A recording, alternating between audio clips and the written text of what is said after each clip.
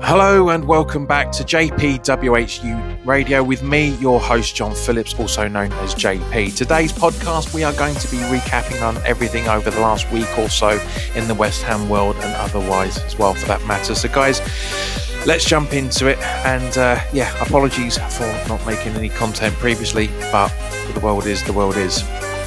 So first and foremost, guys, I want to apologise for not making any content for you since the last podcast. Well, to be honest with you, nothing's really gone on in the West Ham world at the moment.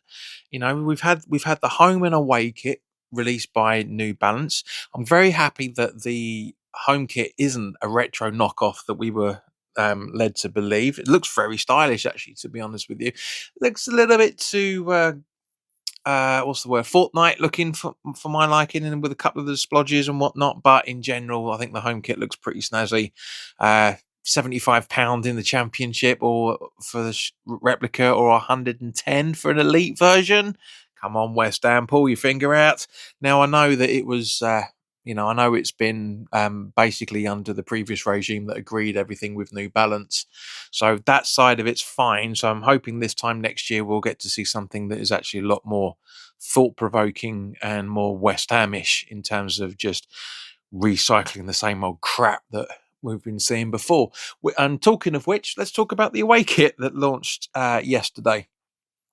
Now, as I say, I have done some content over on YouTube discussing this, so I won't go into too much detail. But for you guys who don't have YouTube accounts, the away kit again looks really nice. It's got a very, very nice neckline. It's got clout and blue striping on the neckline and also the sleeve lengths endings as well. It's a copy and paste of the the away kit and the third kit from last season, quite frankly. And that's not the only copy and paste we're going to talk about as well, for that matter, sadly, with New Balance. I don't want to be the guy that's, it's our first season with them and just absolutely slating them, because I do genuinely think, these designs have been, in part, agreed by the previous regime, even though the previous regime is still technically in place. So, we are looking at some really, really worrying looks at the moment, and more specifically, bugger it, let's just bring it on to it. But as I say, the away kit is basically the claret version and a more white version of the away kit from last season, with the difference of the oversized crossed hammers from the third kit being put onto the away kit for this season. Talking of which, the third kit should be launching on Thursday as well, if they are keeping in the momentum to get everybody's money as much as possible. It's great to see that there was a hell of a lot of support. It was like 45,000, I think it was, at the last announcement of season ticket renewals. That just proves how many fans are out there who are just very, very overconfident about this season. And obviously, of course, there's absolutely nothing wrong with renewing your season ticket. Absolutely nothing wrong with it whatsoever. It's great that people are still doing it. And at the end of the day, guys, that's all that matters, isn't it? People will people at the end of the day. But talking about the goal kits, the kits, let's talk about the goalkeeper kit. The problem is that as nice as it looks, New Balance have basically copy and pasted. The New Balance have basically copy and pasted what they've done with the Porto goalkeeping kit and planted it onto ours. Granted, it's the home kit is the traditional green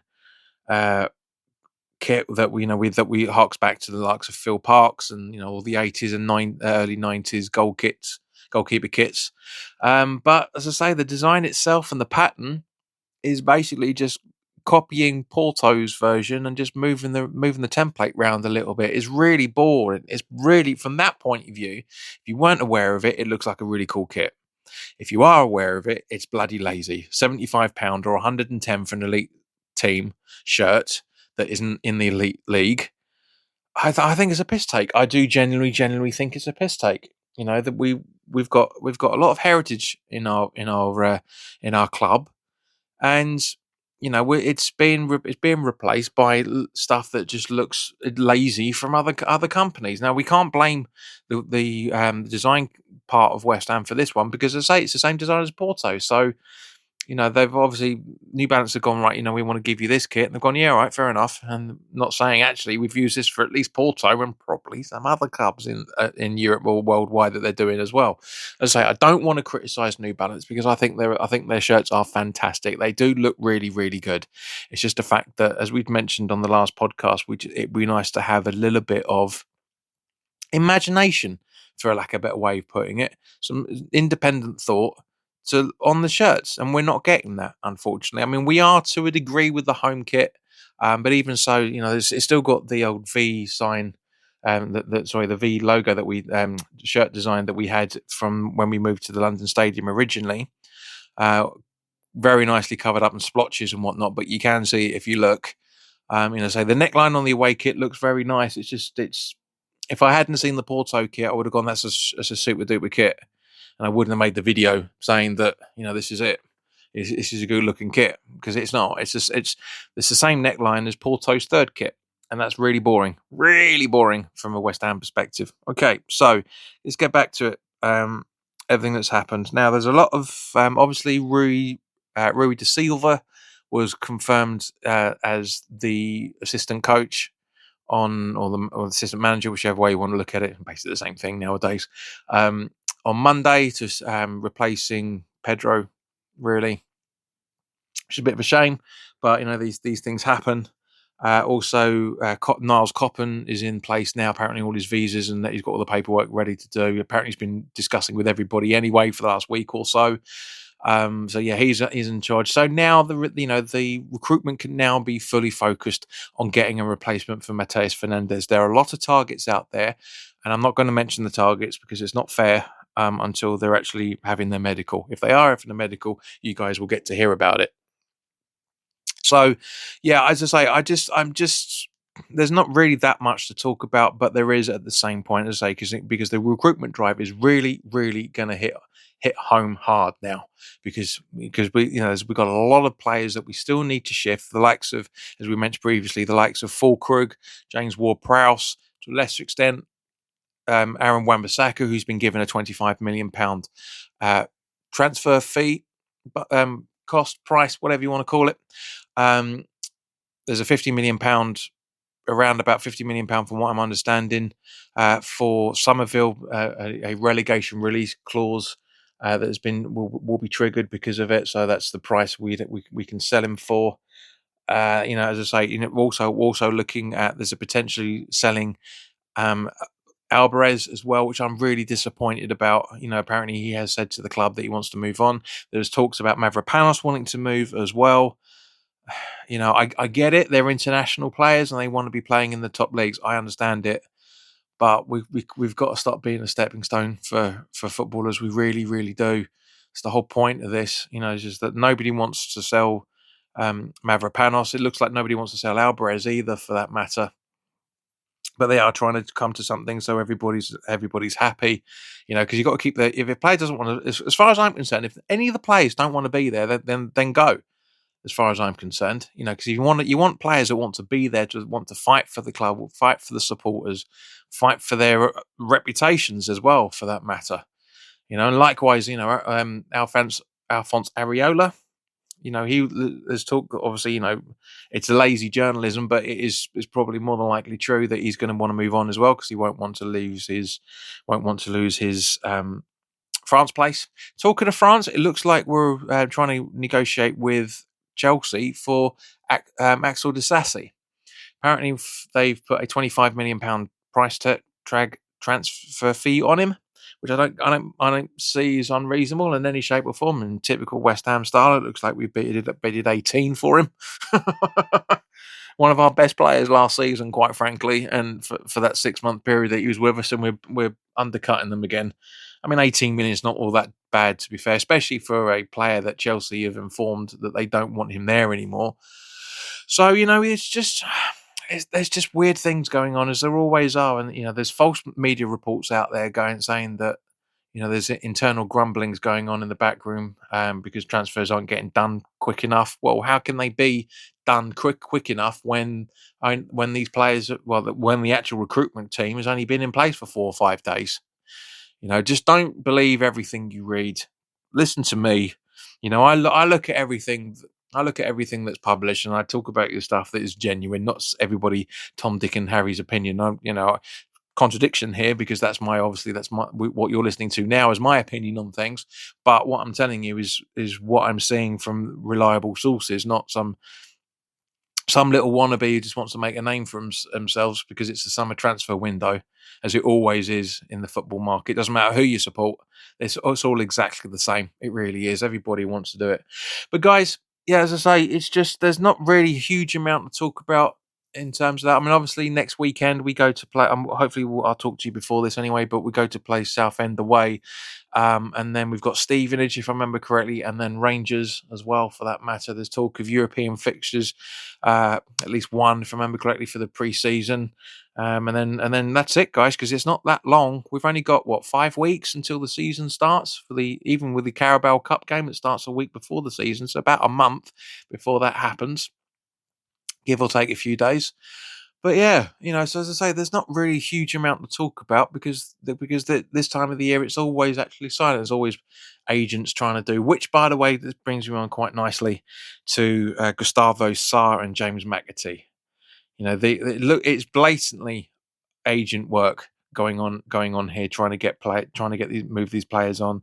Everybody in Portugal apparently says we've as good as signed Gustavo Sarr. That's not the case in any shape or form. It's pretty much far from it. Nothing's been agreed. It's just the agent trying to push through the move by the looks of things. So yeah, as I say, as you guys know, for those who've got a bit of a brain in there, as you guys know, take everything you read with a pinch of salt. Don't believe everything you see and read and hear, for that matter. But as I say, there are reliable sources out there, myself included. I mean, I'm not in the know in any shape or form. Like I said earlier, I just read through all the articles that I see, and if there's anything that sounds any worthwhile talking about, we'll talk about it. I'm not gonna make content for you every single day just for the sake of it. Look, guys, it's been 9 days since I've since I've uploaded a podcast. So yeah, that just goes to prove my point that at the end of the day, if there's something worth talking about, we will talk about it. But guys, I hope you're all keeping warm. Sorry, keeping cool in this warmth, I should say. I'm obviously very happy for England being in the position that they are. It was a bit touch and go against Mexico a lot of the time. It's been touch and go as it always is for England right through the tournament so far. We had a very, very good game against Croatia. We had a very good, very good game against excuse me, a very good game against Mexico. The other two fixtures, yeah, not so much. Congo and whoever the other guys were. No disrespect to them, but I can't remember. As I say, guys, there's not a huge amount to talk about with England, but at the same point, I still think, as good as that Mexico game was, and as stressful as that Mexico game was, and as entertaining as that Mexico game was, we had penalties, we had sending off, we had Jordan Henderson, bless him, being booked and injuring himself without playing a second of football. I hope he's okay from falling over those advertising awnings. So, that's what football is, isn't it? That's exactly what football is. But obviously, we've got a very difficult game against Norway on Saturday, which will probably be the majority of when you guys are getting to listen to this, to be honest with you. But yeah, it's going to be a very, very tricky game. The good thing about this fixture, though, is that we've got defenders that have played against Erling Haaland week in, week out, so know how to try and keep him quiet. So, and of course, obviously, that's going to be a lot of the Tuchel conversations as well, to try and make sure that we keep him quiet as much as we possibly can. Now, I've also, at the same point, there are other players in Norway that we need to be keeping an eye out for, and more specifically, guys, who the hell is going to play right back? Honestly, it looks like Reece James is touch and go at the moment, so there's no update on there. We've got loads. We've got other players that are just not going to be fit enough for it. It's going to be a real struggle. Is he going to go three at the back? More than likely, I reckon. We'll have to wait and see, of course. Obviously there are talks of what the squad is already. which would make sense. The game is tomorrow. Probably by this time tomorrow, by the time you guys get to listen to this. So, there are a lot of things to talk about. But as I say, once the game happens, I'll do a podcast on Sunday so we can talk about it. Because I've kept off talking about England because there's been a lot of things to talk about for West Ham. And I've got a lot of stuff going on in my personal life as well, as everybody know, everybody does. But guys, thank you very, very much for listening. Apologies for waffling on for almost quarter of an hour now, but we've had a lot to. I started this podcast off saying there's not a lot to talk about over the last week, and it ends up being quite a fair bit. I've monologued at you for 15 minutes practically. So, guys, keep cool. Try and keep yourselves out of danger as much as you possibly can, and I will speak to you very, very soon. Take care now. All the best.